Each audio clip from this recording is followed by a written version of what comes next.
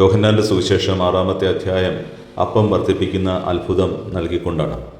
ഈ അപ്പം വർദ്ധിപ്പിച്ചപ്പോൾ ജനക്കൂട്ടം ഒറ്റ മനസ്സോടെ ആഗ്രഹിക്കുന്ന ഒരു കാര്യം യേശുക്രിസ്തു രാജാവാകണം എന്നുള്ളതാണ്.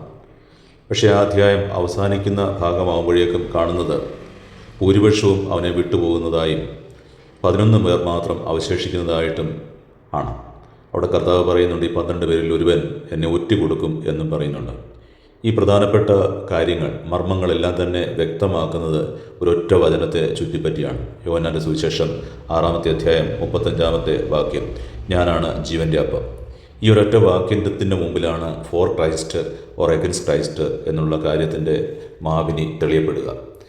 യോഹന്നാൻ്റെ 6-ാമത്തെ അധ്യായത്തിൻ്റെ തുടക്കത്തിൽ അപ്പത്തിൻ്റെ വർധനവിലൂടെ ശിഷ്യന്മാർക്ക് കർത്താവ് നൽകുന്ന ബോധ്യം അപ്പത്തിൽ മാറ്റം വരുത്താനായിട്ടുള്ള കർത്താവിൻ്റെ സിദ്ധിയാണ്.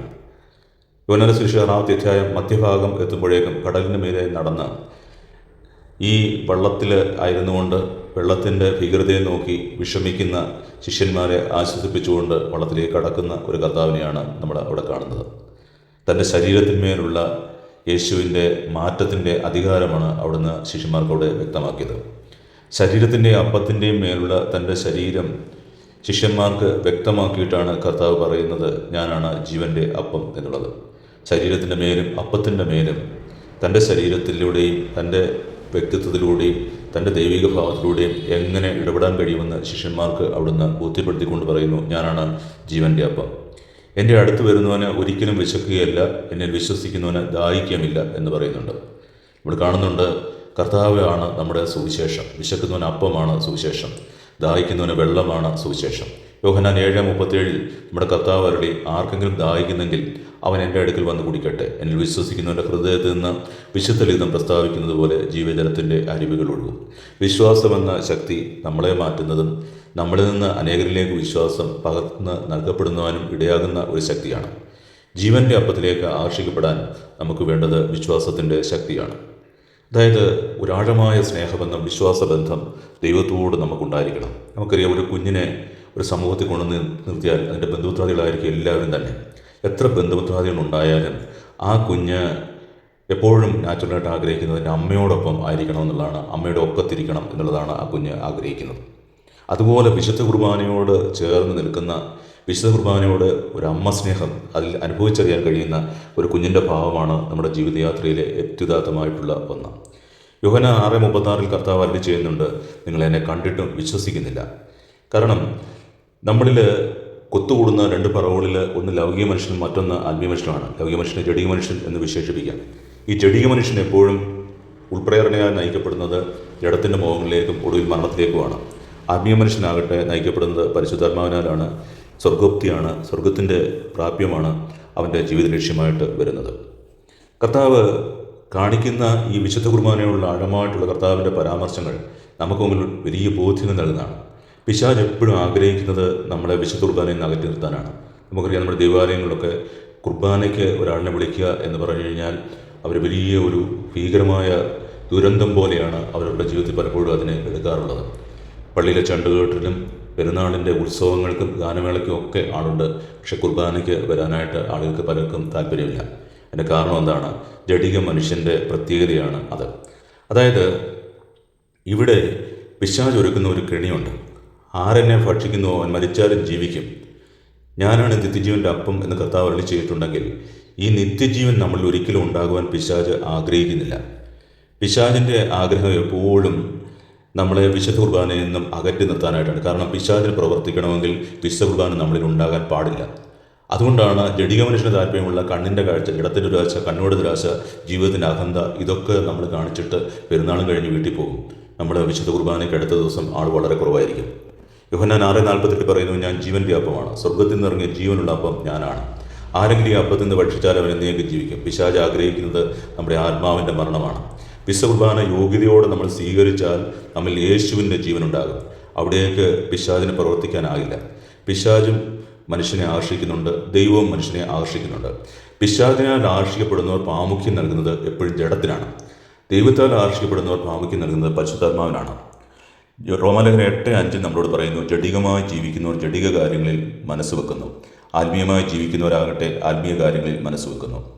ജഡിക അഭിലാഷങ്ങൾ മരണത്തിലേക്ക് നയിക്കുന്നു, ആത്മീയ അഭിലാഷങ്ങൾ മരണത്തിലേക്കും ജീവനിലേക്കും. കർത്താവ് പറയുന്നുണ്ട്, യോഹന്നാന്റെ സുവിശേഷത്തിൽ പറയുന്നുണ്ട്, അപ്പം തിന്ന് തൃപ്തരായതുകൊണ്ടാണ് നിങ്ങൾ എന്നെ അന്വേഷിക്കുന്നത്. അത് ജഡിക മനുഷ്യൻ്റെ പറ്റിയിലാണ്. അപ്പം തിന്ന് തൃപ്തി വരിക എന്നുള്ള ഒറ്റ ചിന്ത. ജീവിതം മുഴുവൻ അപ്പത്തിന് വേണ്ടിയുള്ളൊരു ദാഹം. അത് കണ്ണിൻ്റെ അപ്പമാകാം, കാതിൻ്റെ സ്വരത്തിൻ്റെ അപ്പമാകാം, ഒരുപക്ഷെ നാവിൻ്റെ വർത്തമാനത്തിൻ്റെ അപ്പം ഉണ്ടാകാം, ഒരുപക്ഷെ ശാരീരിക അഭിലാഷങ്ങളുടെ അപ്പമാകാം. ഇതിൻ്റെയൊക്കെ പറയാനായിരിക്കാം ജഡിക മനുഷ്യൻ്റെ താല്പര്യം. പക്ഷേ കർത്താവ് അവർക്ക് ചെയ്യുന്ന അനശ്വരമായ അപ്പത്തിന് വേണ്ടി അധ്വാനിക്കുകയും ആത്മാവിന് വേണ്ടി അധ്വാനിക്കുകയും നമ്മുടെ ബലഹീനതകളിൽ ആത്മാവ് നമ്മെ സഹായിക്കുമെന്ന് റോമാലേഖനം 8:26 പറയുന്നു. അതുകൊണ്ട് ബലഹീനതകളുടെ മുമ്പിൽ നമുക്ക് തപസ് ചെയ്യാനുള്ളത്, ദൈവമേ നിൻ്റെ ആത്മാവിനെ എനിക്ക് നൽകണമേ. രാവുമ്പാലും തന്നെ വിളിച്ചപേക്ഷിക്കുന്നവർക്ക് അത്യധികമായി തൻ്റെ ആത്മാവിനെ അവിടെ നൽകാതിരിക്കുകയില്ല. ആത്മാവിനായിട്ട് നമുക്ക് ദാഹിച്ച് പ്രാർത്ഥിക്കാം. മനുഷ്യൻ്റെ ബലഹീനതയെ ദൈവം തിരിച്ചറിയുന്നുണ്ട്. ഓരോ സഹോദരൻ വേദനയോട് പറയുന്നുണ്ട്, ഇച്ഛിക്കുന്ന നന്മയല്ല, ഇച്ഛിക്കാത്ത തിന്മയത്രയും ഞാൻ ചെയ്തു പോകുന്നതെന്ന് പറയുന്നുണ്ട്.